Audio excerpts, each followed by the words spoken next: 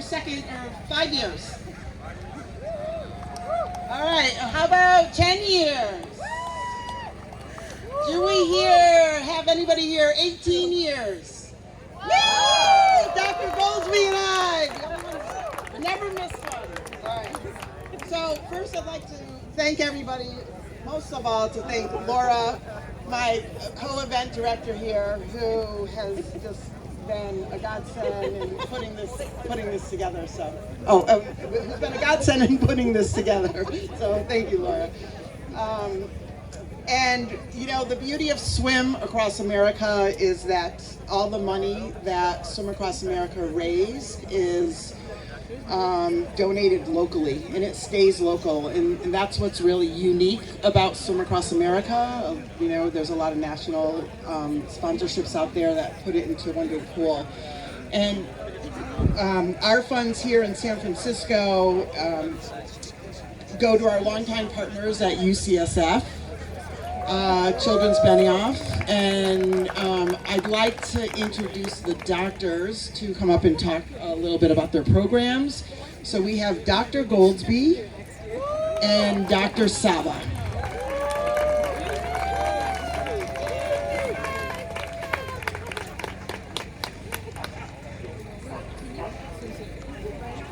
They've been instrumental in the funds that have been raised.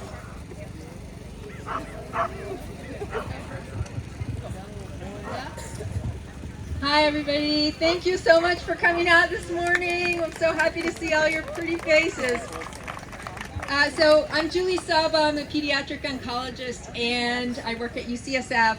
And 30 some years ago when I started out in pediatric cancer research, the way we diagnosed children's cancer was we took a little bit of the tumor or the leukemia, we looked at it under the microscope, and that's how we made our diagnosis. That's pretty much what we had available. We had a handful of chemotherapy agents, and they were able to cure many children, but they were very toxic and caused a lot of side effects, and some children even died from the chemotherapy. And many children were left behind. And the children that I lost to cancer back then inspired me to dedicate my entire career to learning how to do research and developing new therapeutics so that we could have personalized treatment that would be more effective and safer for children with cancer.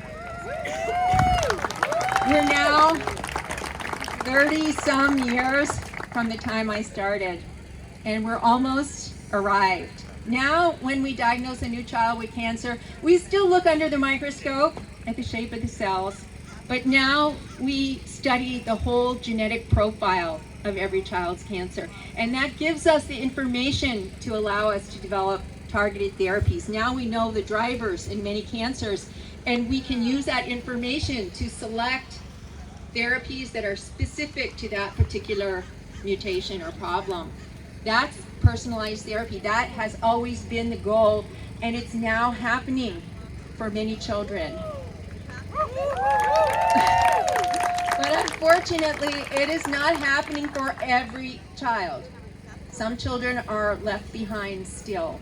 And that's because we don't know every genetic driver. We don't know every gene that drives each child's cancer. And even if we know the genes, we don't necessarily know how they function.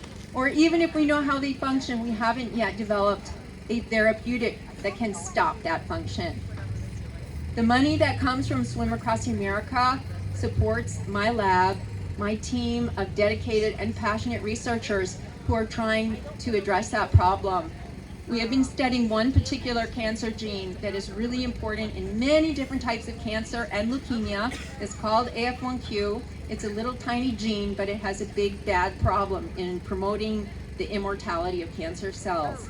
And we have been working very hard with Swim Across America funds to figure out how it works so that we can target it therapeutically in the clinic. We could not do this without your support. You keep our team together. You allow us to focus on the problem and keep our eyes on the prize so that we can do our work. And we are so grateful to all of you, this big community that helps us and so that we can work together so that no child is ever left behind to cancer in future, hopefully in the near future. So thank you all. Be proud of yourselves. Have a good and very safe swim.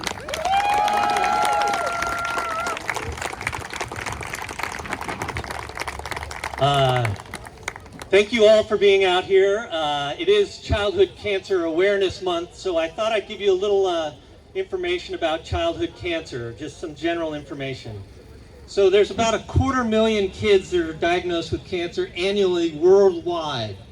And in the United States, it's about 20,000 kids diagnosed with cancer every year. In this Bay Area, just in this area, there's 400 kids approximately that are diagnosed with cancer every year. So every day, some family in our Bay Area is hearing your child has cancer. Nothing more devastating than that.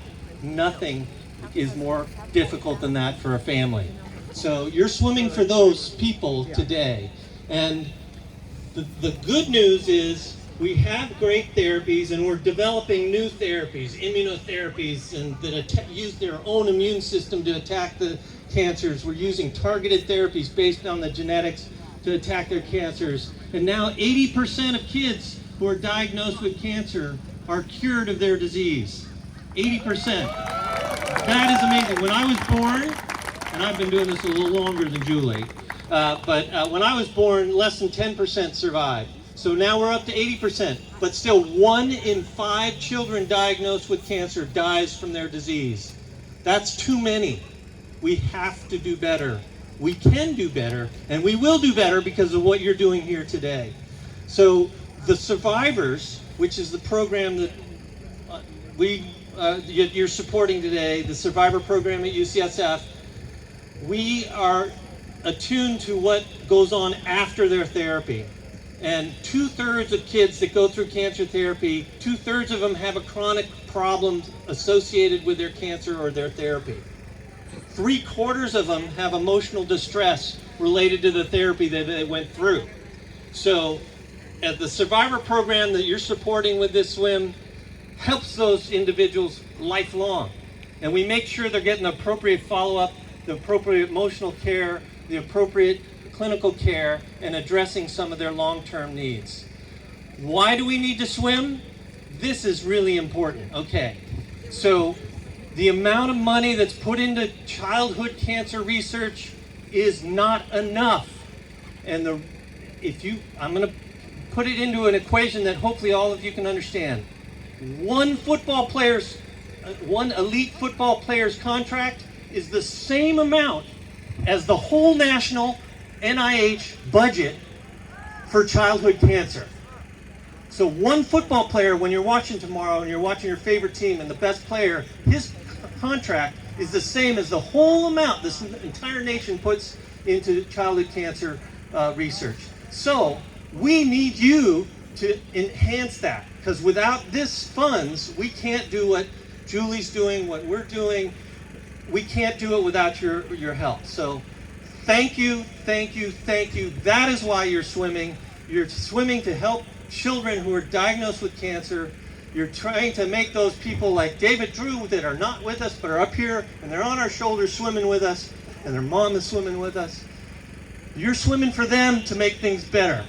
And we're going to do it. We can, we will make it better. Thank you, thank you, thank you. A few more thank yous, but a few more thank yous. One, I want to thank Jackie and Laura for being the point people to make this happen today. So thank you to them. I also want to thank Susan Helmrich and Anthony Ducombe, because Team Susan survived. You guys rock. I mean, come on. Wow. And Anthony, thank you for pulling me out in 2006, because if you didn't pull me out in 2006, I wouldn't be here. And then I also want to thank Janelle right there. Jorgensen Ricardo, because we had breakfast about 20 years ago and said, let's establish this partnership. It's been a tremendous blessing, and I really appreciate it, and UCSF appreciates it. I am retiring, which is fantastic, but the program will live on. The swim is a huge part of our program, and we need your support. So thank you, thank you, thank you. Thank you, everybody, for swimming. Swim on.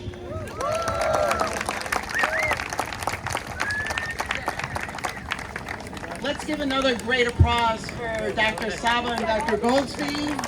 Their tireless efforts and all the work they've done to help fight cancer.